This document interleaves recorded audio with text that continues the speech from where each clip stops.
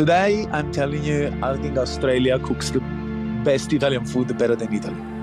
Yeah, as an Italian, today there's better Italian food here than it is in some part of Italy or some restaurants of Italy. All the chefs, all the Italian, they wanted to show this country that they were bringing something, and so everyone's cooking some delicious food these days. This is the Deep in the Weeds podcast. I'm Anthony Huckstep. Over the last year, we've talked to many looking for a change, whether it's out of hospitality, a new perspective on their role, or new roles within the industry. Some have found the space to make change, others have been forced.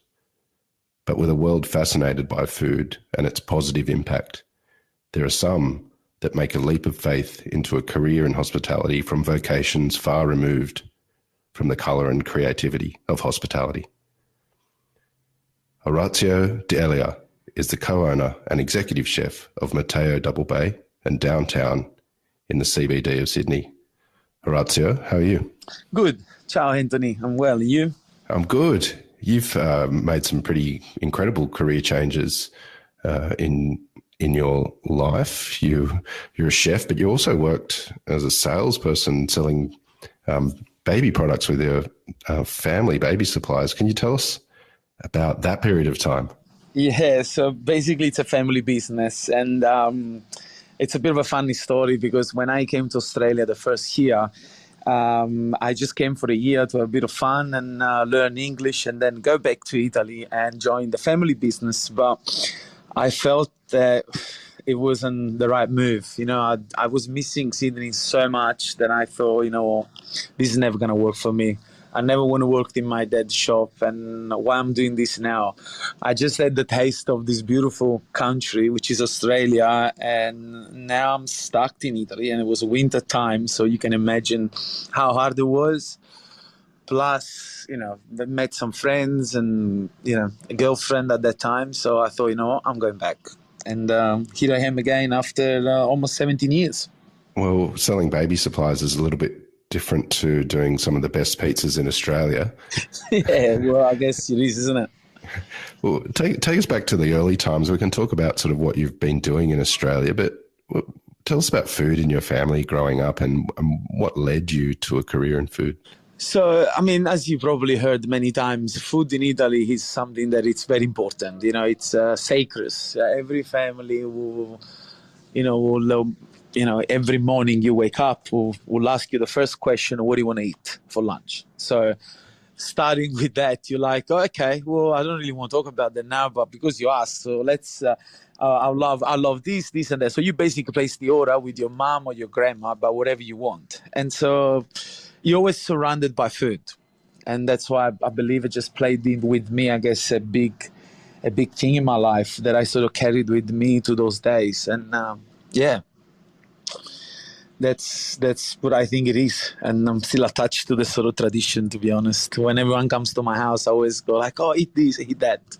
So as a good Italian, Where did you get a start in the career in hospitality? Well, I started in Napoli. I started working in local restaurant, the one that especially on the weekend have lots of weddings and first communion. So started working in there and just worked my way up to in Italy as well, in some of the best hotels and stuff, to learn a little bit the work and and that's how I started, really. But if I really started with me, because when I was at the middle school in Italy and I had to choose which school I was going to, which was then the high school, I chose to go to the chef school because there was not much mathematics to study there. And so I thought, that's the right school for me. So that's how it started. That's how I went to the chef school. You worked all over Italy. Tell us about some of the most influential times in that period before you made your way to Australia. Look, I landed while I was working in Napoli. Then I moved up because some of the chefs told me to go and explore the other place in Italy. So I made my way at that time back to Milan, where I worked in a couple of at the time 1 Michelin star restaurant. And I did the stage there, but then it was just for winter time. Then in summertime I will move more towards the the Adriatic Sea, where there was some hotel where I could work and get paid as well. So I could do both. And then, I started to meet a lot of people that actually have been to Australia and have traveled the world. They were telling me beautiful stories. So I sort of grew within me the sense of escape. Italy felt like it was getting too small. So I thought to myself, I said, I really need to try this. I really feel that I need to go and explore and meet people and learn another language, because I think it's very important. And if you work as a chef, it's always good to speak a couple of languages as well. And also you can pay for your travel while you work in another country. So it was a big bunch of things that made the move. And I had friends, which is Celia, which I believe you spoke to him not long ago, Lucio Pizzeria from Lucio. So we from the same town. And together we were always exploring the idea to go somewhere in the world together. He was a pizza chef, I was a chef. So I said, let's go somewhere. And he happened to find someone that came to Italy to open a pizza place. So he told me, and he goes, let's go to Australia. And I couldn't come with him at that time. It was too hard for me.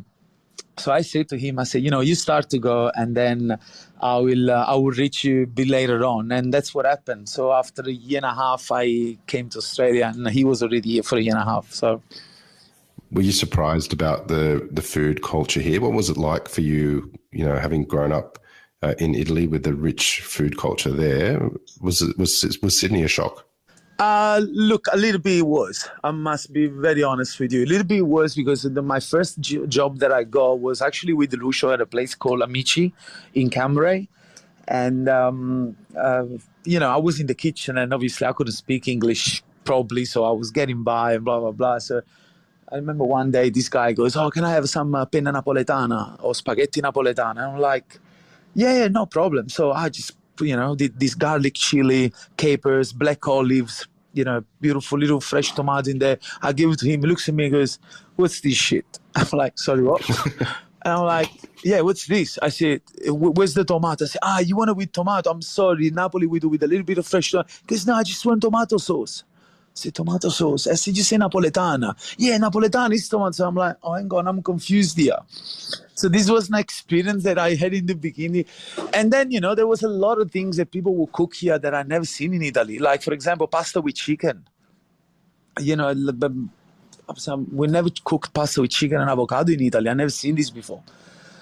Today, I'm telling you, I think Australia cooks the best Italian food better than Italy. Wow. Yeah. Yeah, as an Italian, today there's better Italian food here than it is in some part of Italy or some restaurants of Italy. Why do you think that is? I don't know. I guess the big migration of people that came here, and they, amongst all the chefs, all the Italian, they wanted to show this country that they were bringing something. And so, everyone's actually played a big part, and everyone's cooking some delicious food these days. What's it been like for you using Australian ingredients and creating that Italian offering in Australia? Well, I think you always have to pay respect to the land and to their produce, which I think they're fantastic. So, and sometimes the mind of a chef works that you're always good to try different things, putting things to different ingredients. So I don't have any problem. I do love some native ingredients, and I use them in my kitchen, and I'm very happy and very proud to sort of say, wow, this is something that I created. It's an Italian recipe, but with some Australian ingredients in there. I think there's nothing wrong with it. It's amazing. You mentioned that translating food from your heritage was difficult at first, but you ended up being a head chef on the north side of Sydney for a couple of years. What was it like translating your food during that period of time? Well, that was my first job as head chef in Sydney, and when I walked in that kitchen, the owner was actually from Italy. He was been here for many years and asked me to start to do some of the Italian dishes that I used to make in Italy. But it was hard because the team that had surrounded me were basically used to do other things, and it took me a little while to get my point across, especially with them. because no one really wanted to sort of, something very simple that we believe it's something delicious. They thought wasn't good fit. So I had to fight hard to get my point across with the chefs. And I guess the clientele at the time, we're talking about 17 years ago. So, yeah. You later moved over to Double Bay for a couple of years, but you really sort of took off once you joined the Icebergs group as co-head chef. Tell us about how that came about and what it was like being part of Icebergs. Well, so basically before Icebergs, I was at Popolo in Rascadas Bay, and Mr. Morris Terzini, who was, in Neil Avenue next door. So that's when we sort of met and we got together, and I left Popolo and I joined Icebergs. And for me, there was like, wow, I could not believe I was just, basically working in that kitchen and have that as an office. So it taught me a lot of stuff. I still have a lot of respect for Morris because he was a big teacher for me, for my career in Sydney. And, joining that group, I sort of learned how to see things in a different scale, the operation, how you deal with, big function or have a different clientele and, delivering an exceptional product on the plate because for where you were, I remember when I went there was a lot of meat dishes on the menu, which I said to Morris, I said, this is not a steakhouse. I think we should sort of, change the food a little bit around, have more fish variety and blah, blah, blah. And he goes, let's go for it. And so I sort of felt like a little bit more comfortable to give my touch of things that I knew to the Icebergs, and they will always still keep a big part in my heart, because it was the most exceptional experience I did in Australia. It wasn't long before you and Maurice Terzini started talking about a sort of a more casual Italian spin-off that became quite successful in Bondi, Orazio Pizza and Porchetta. Tell us about the early days of that. Yeah, in Italy they say that the first, you never forget the first love. So that was my first love. So while I was with Morris at the Icebergs, I say, man, I really have this idea that I wanted to open my own restaurant. I mean, yes, I'm here with you, but I really want to do something on my own. And he told me that he had a little gig coming up. So we went to have a look at it, and he goes, what do you want to do? I say, look, I think we should bring a pizza to Bondi. And there's no one doing wood fire oven pizza. And he goes, you're right. He goes, well, wow. And what else?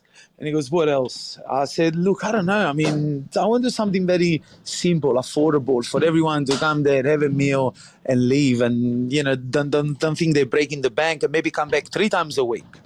So then, started tossing ideas around, and we, thought about the porchetta. So I say, and he goes, pizza and porchetta, and he goes, great. And he goes, Morris, has always a vision for things, and he goes, done, let's do it. And so that's how we started to planning the Orazio Pizza and Porchetta, and it became, as you said, a very successful place. I'm very sad that these days it's not around anymore. People still ask me about it, but a lot of things always come to an end, they say. So, well, as you mentioned, we've had Lucio talking on Deep in the Weeds about what makes a great pizza, but porchetta is an amazing dish. Can you tell us about how to make the best porchetta? Okay, so how to make the best porchetta? The first thing I want to say, which I don't think I've said to anybody, when you call a porchetta, as in Italy, is the whole pig. It's not just the leg or the belly or the shoulder. The porchetta is the whole pig. So that's where it started. So you get a pig, obviously you gotta get a good quality pig. You have to, in Rome, which is a dish from Rome, from a place near Rome called Ariccia. That's where they're very famous for the porchetta. They use pigs of 120, 150 kilos. So it's really, really big. Yeah, it's huge. It's, in Bondi we're doing pigs. In Rome they do 120, 150 kilos. So this is the real porchetta there. So to try to change, how do we make that something here that is sort of similar? So let's get small pigs, let's debone them and take all the bones out and fill them up with pork meat. I remember we used to use pork neck from Kurabuta, the Kurabuta pork neck, because they have a very high content of fat. Because when you cook something for so long on the spit or in the oven, pork meat can get quite dry. So an high fat content of meat will make it the better dish. So putting all these pig, or fill them up with all this pork neck, all the spice, the herb, the salt, and all the things in there, and then get a big needle and stitch it up like a big sausage, and then put them on the bar, put them in the cool room, and after 2 days you put it on, because you marinated the meat, so you put it on and cook it, and never up there for like 6 hours, 7 hours, depends on the size of the pig. And that took a lot of pride to do that dish for me. So I had the name on the door, so I needed to be done 100%. As you mentioned, Orazio's not there anymore, but you teamed up with the Kitty Hawk and the Island creators to open Matteo in Double Bay and then a CBD location. Tell us about Matteo. So Mateo takes the name out of my son, which originally was never my idea to do it, but my business partner, Eddie, wanted to sort of, we were tossing around names, and he goes, "Oh, how are you going to call your son?" And I said, Matteo. He goes, "Done, we got the name." I said, "No, it's not going to happen." Especially after my experience leaving the Orazio and leaving a name behind, I thought, no, we're not going to do that. And then it took me literally a couple of months to get my head around and say, let's do it. And so we did it. Matteo came all about because, I wanted to always open a restaurant in Double Bay, and I never really had anyone that wanted to do it with me because, it's a big joint and, I couldn't afford to do it by myself. Then all of a sudden, these two boys approached me and we got in together as partners and we did Matteo. And, the Matteo is actually a busy restaurant. It's cooks simple food. People dine with us 3-4 times a week. A little bit like a Orazio, but a little bit more now, a little bit more upper market, I would say, and a notch up. And the response, it's been great. We've been open almost for 4 years, and yes, we had COVID and stuff and blah blah blah, but I think we recovered quickly than we thought we would. Well, you did close CBG in March for a period of time, and you also became a dad to twin boys. It's been a hell of a year. Yeah. It came in the right time, actually. Tell us what it's been like the last year, having two businesses and a father of twins. What's it been like? Look, it's the first, I don't know. It felt like the last year in March when the world was changing and we had to close. I felt like I'm like, okay, we'll reopen in a couple of weeks, and then I wasn't definitely like that. Then we closed Double Bay a week after the city. The city reopened 4 weeks ago after a year being closed, and Double Bay opened after like 2-3 months. But in the meantime, while we were in lockdown, my wife was pregnant and she was having twins. I already had at the time a 3 years old, which is Matteo. And I was just at home. I'm at home and I'm like, what am I going to do now? It's like, I don't know what to do. My wife and the kids go to bed at 6 o'clock and I'm by myself. And I'm sort of a guy that talks to a lot of people every day. And I just felt like I was by myself at home. And I only could have like a glass of wine to keep me company. It was hard. It was hard, man. Honestly, it was. Now thinking back, I'm like, wow, sometimes I got this weird memory about being at home and it was dark outside and I was by myself and I'm like, what am I going to do? Like, it's Saturday night. Usually I would be having the restaurant pumping and I would have a drink with people and just thanking them they come to my place. Now there's nothing. And I love talking to people. I love showing my guests the appreciation that I have for them to come and see me. And so it was all gone. It was all gone, man. It was hard.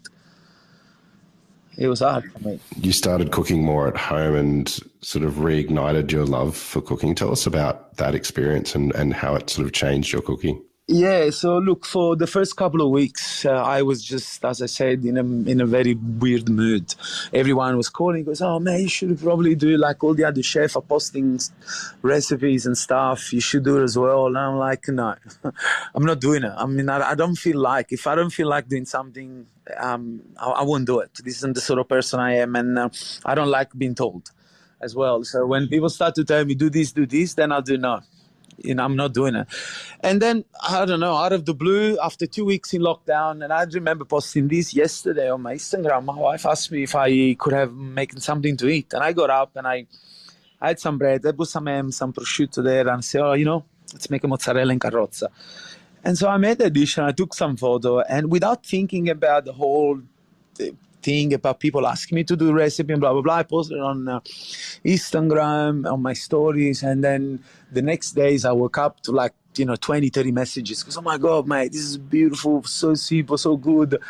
And I just felt like, oh, wow, those messages of people, they really made me feel like they appreciate what I did. I said, maybe I should do more. So and I started to cook more recipe and put it in. And the funny thing is that I don't go and plan it. I don't go and buy ingredients. And sometimes I open the fridge and this is my inspiration.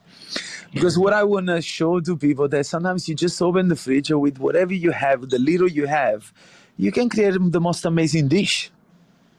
And that's the philosophy started for me to say, I cook dishes from my kitchen to yours. And, just get in the kitchen, get creative and get cooking. Well, one of those dishes I'd love you to explain and run through it for us was a vodka rigatoni.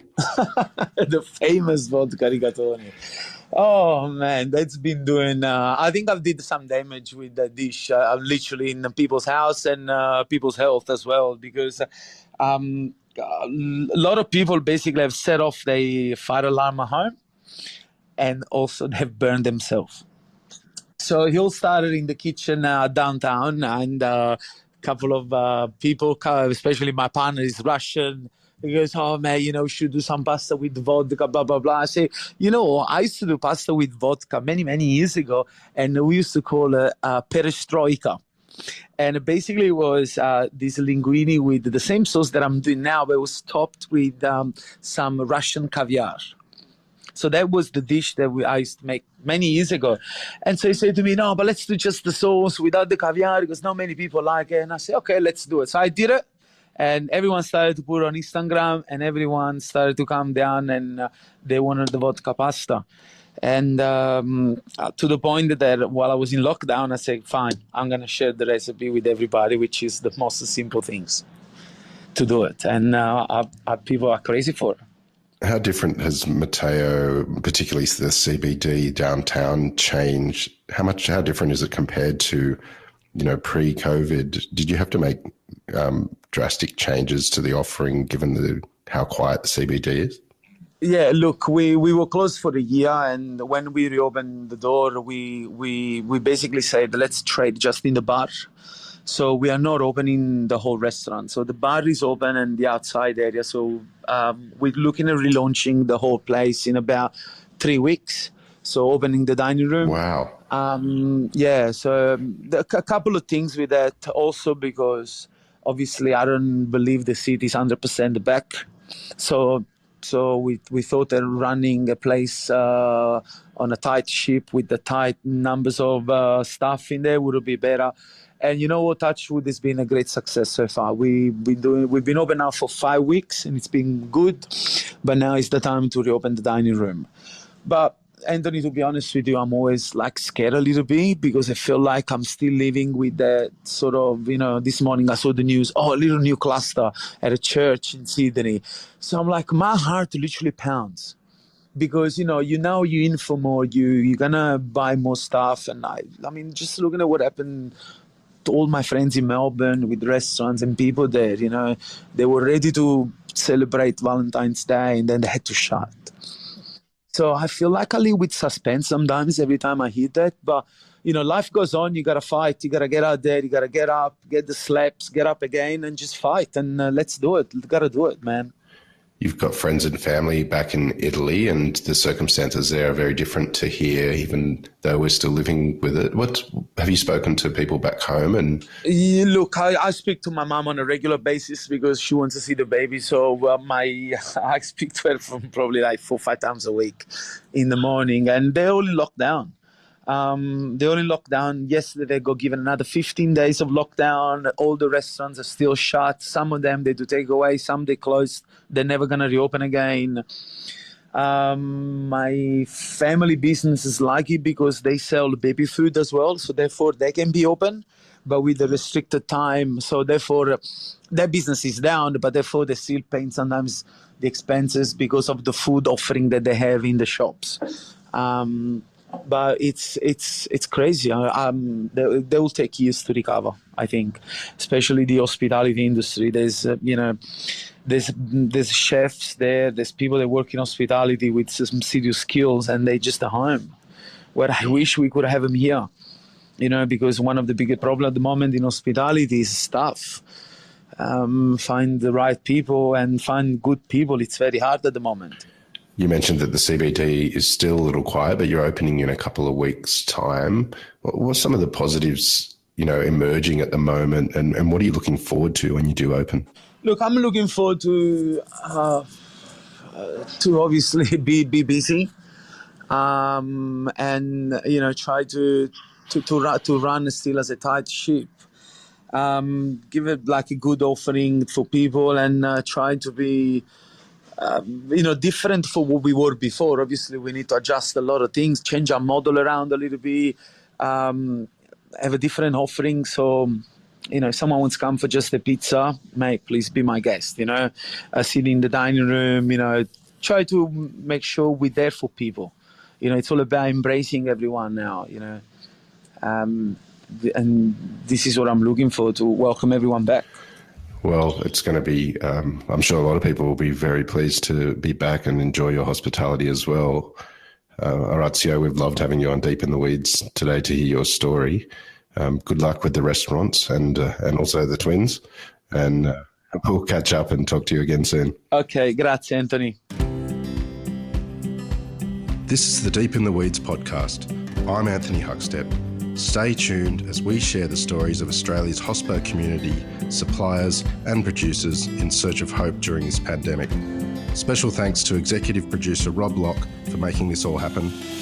Follow us on Instagram at Deep in the Weeds Podcast, or email us at podcast@deepintheweeds.com.au. Stay safe and be well.